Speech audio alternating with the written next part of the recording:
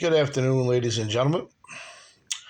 Just getting ready, heading on over to the Crotona Amphitheater to see our dear next president of the United States of America.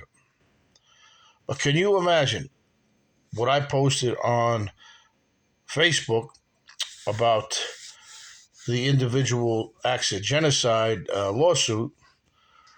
Drew some concern from some people that I know. You imagine? Says Kev, this is biblical times, maybe that these people are committing genocide and stuff like that. And my response to him was, I said, "What do you mean by that?" He said, "Well, during the old days of Moses and John the Baptist," I said, "That's a good story you brought up about John the Baptist. Because you know what, King Solomon, he went to his wife's daughter, which he wanted to sleep with, and said, 'I'll give you anything.' And she says, 'Bring me the head of John the Baptist.' So he says, 'What do you think would be the cure for genocide?' I said, 'Well, since these people are mentioned in biblical times, it was eye for an eye back then.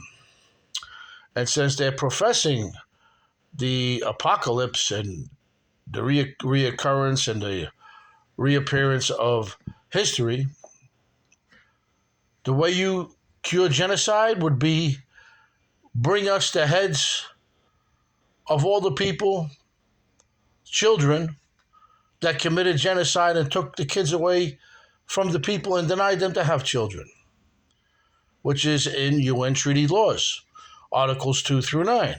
He says, "Kev, that's crazy." I says, "Crazy? Well, you say in biblical times. King Solomon, he had John the Baptist's head cut off. So, an eye for an eye. You deny another individual group to have children, the group denying it, cut all the heads off of those kids, and you'll see it stop." That's biblical times. But this is modern day times, which they still do have hangings. And they still do allow UN treaty laws hanging. And Article 2 through 9 permits that as a punishment. So that is not, my friend, a serious thing, but a fast resolution to a problem, which a fast resolution is depicted in the Bible if murder is necessary. Title 18 USC 2441 allows for the death penalty for genocide. And if a country's leader or a subordinate of a country's leader commits genocide, and that trial is held in the Southern District of New York, which is where you can sue, since the United Nations is headquartered there. The Second Circuit ruled in Caddick versus Karasnik, UN treaty laws are applicable on the soil of the United States. So therefore, UN treaty laws, death by hanging is the penalty, or that could be applied on the shores of the United States of America to the people committing genocide and the people denying births to an individual ethnic group or religious group. This would be a fast resolution to a problem. You would see a lot of mayhem stop on the streets once you see people getting hung in public.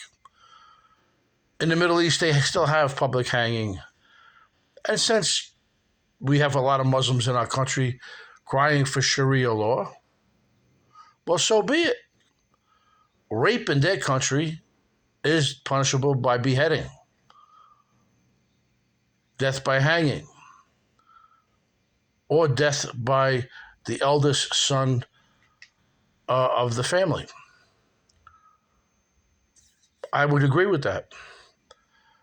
I am the founder of U.S. Constitution Protects All Lives Matter, Incorporated. I fund it with my disability checks. I don't ask for no individual donations or anything or government funding. And this is what I believe because I feel that the United States Constitution, equal application and protection of law, is there. That's the 14th Amendment. There is nothing inhumane about the 14th Amendment.